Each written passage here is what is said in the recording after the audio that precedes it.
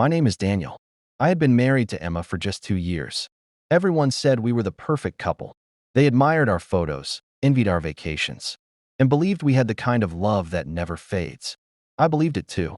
Until that night. Emma stood in front of the bedroom mirror, slowly getting ready. She was wearing a stunning black silk dress. The same dress she had never worn on any of our date nights. She sprayed her favorite perfume into the air, letting the fragrance settle on her skin. I walked up behind her, wrapped my arms around her waist, and smiled. "You look incredible. Who are you trying to impress tonight?" She looked at me through the mirror, smiled softly, and fixed my tie. Then she leaned closer. Close enough that I could feel her warm breath against my ear. She whispered, "Don't wait up for me tonight." Before I could ask another question, she grabbed her purse, gave me a quick kiss on the cheek, and walked out the door. Something didn't feel right. 10 minutes later, my phone buzzed. "Emma, emergency meeting. I'll be home late. Love you." I stared at the message. It looked normal, but my gut told me it wasn't. I tried to ignore the feeling. Then another notification appeared. An unknown number. Just one photo. My hands froze. It was Emma, standing outside one of the most expensive luxury hotels in the city. Beside her was a tall, well-dressed man. He was smiling at her, and his hand rested just a little too close to her waist. My heart dropped. Without thinking, I grabbed my keys and drove straight to the hotel. Every red light felt like torture. Every second made my imagination worse. When I finally walked into the lobby, there they were. Emma was laughing. Not the polite laugh she used with strangers. It was the genuine laugh I hadn't heard from her in weeks. The man leaned toward her and whispered something. She smiled. Then she lightly touched his arm. At that moment, jealousy completely took over. I couldn't think. I couldn't breathe. I followed them from a distance. They entered the elevator. 7th floor. I rushed to the next elevator. When the doors opened, I saw them walking down a quiet hallway. They stopped in front of room 708. The man pulled out a key card. Emma looked around nervously. Then, they disappeared inside. The door clicked shut. My pulse was pounding so hard it felt like my chest would explode. I stood outside the room, trying to convince myself there had to be another explanation. But every terrible possibility was racing through my mind. I reached for the door handle. My hand was shaking. I took one deep breath, turned the handle, and pushed the door open. What I saw inside changed my life forever. The door swung open. I was ready to scream, ready to fight, ready to watch my marriage fall apart. But instead, the room was completely dark. I frowned. "Emma." No answer. I took one cautious step inside, then another. The silence felt strange. Too strange. Suddenly, click. The door slammed shut behind me. My heart nearly stopped.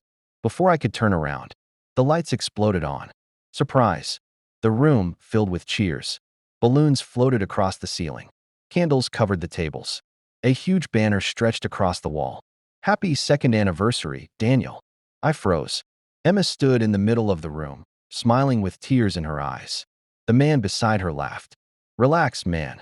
I'm Ryan, the event planner." For a second, I felt like the biggest fool alive. Emma walked toward me. "I wanted this night to be unforgettable," she said softly. "I knew if I told you the truth, you'd figure everything out." I let out a nervous laugh. "I thought I had already lost you." She wrapped her arms around me. "I'm not going anywhere." For the first time that night, I finally breathed. But then, my phone vibrated. One new message. Unknown number. I looked down. It read, "Wrong woman. You should be watching room 712. The smile disappeared from my face. I looked back at Emma. She hadn't seen the message. Curiosity took over. I quietly slipped out of the party. The hallway was empty.